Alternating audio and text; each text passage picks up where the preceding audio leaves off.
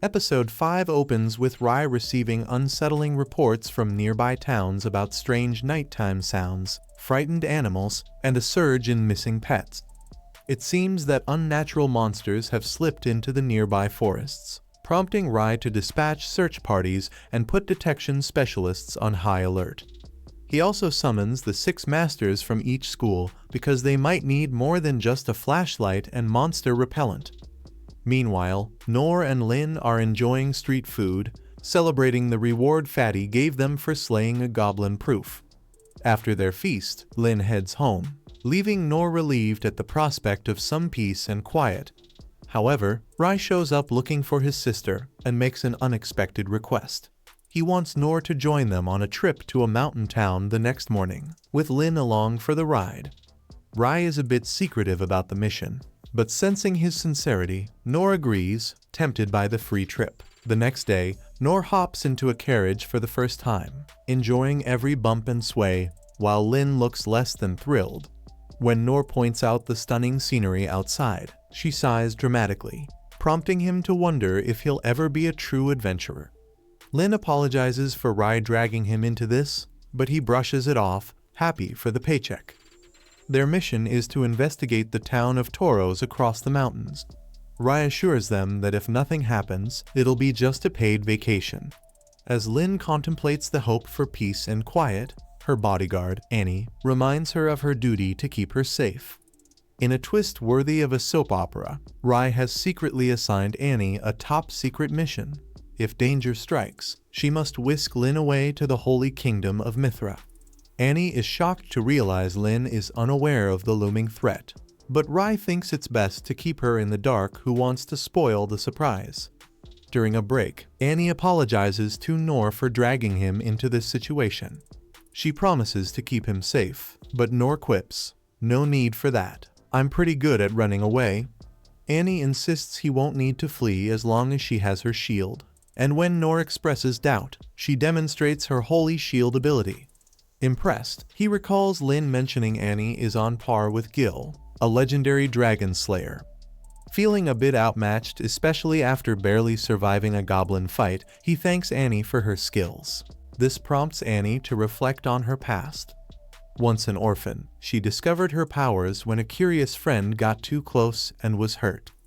Caretakers summoned a magician, a warrior, and a priest to evaluate her, and the magician declared her gift a blessing from heaven.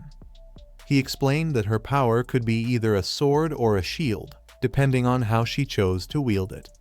The weight of that responsibility pressed down on her, but a red-headed warrior stepped in to train her.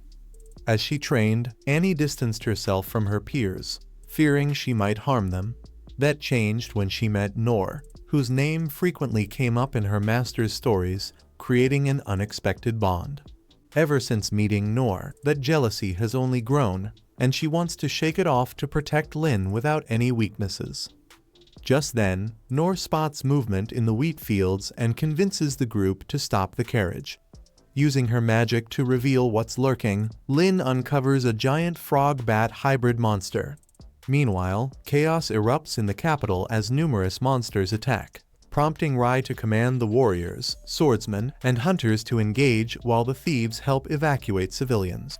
King Clay recalls Emperor Derry's warning that they would regret not accepting his conditions and suspects Derry is behind this attack. Rai agrees, believing this is just the beginning of something much worse. Meanwhile, with Lin and the team, after she casts her reveal spell, a little boy suddenly appears next to the Black Death Dragon and immediately recognizes it. Before anyone can process this, the dragon goes in for the squish, and Noor doesn't hesitate, he leaps in to save the kid.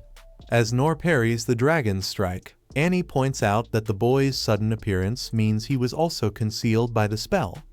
This can only mean one thing: he's demon kin. Lin recalls that demon kin, nearly identical to humans, can bond with monsters and are viewed as abominations due to their role in nearly destroying Mithra 200 years ago. Annie is shocked that Noor would help an enemy, but Lin insists they need to save him. Meanwhile, Noor holds off the frog, thinking it's weaker than the goblin he fought, so he just needs to stall until help arrives. But then the frog unleashes a toxic gas. Nor decides to parry it to protect the boy, but this backfires, poisoning him badly. As Nor collapses, Lin wants to help but is stopped by Annie, who warns that the next wave of poison will be even worse.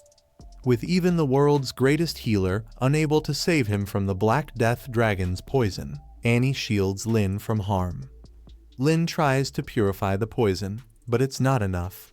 She's heartbroken over leaving Nor to die, but then sees him still fighting, blood pouring from his eyes. It hits her why Dandel admires his will to protect others, even at the cost of his own life. Yet, in a moment of grim optimism, he mutters, "This is good," hinting he's got a plan to defeat the frog. Talk about going out with a bang. If you enjoyed this wild ride through Nor's adventure, don't forget to give us a thumbs up and subscribe for more epic tales. After all, who wouldn't want to stick around for the next monster showdown?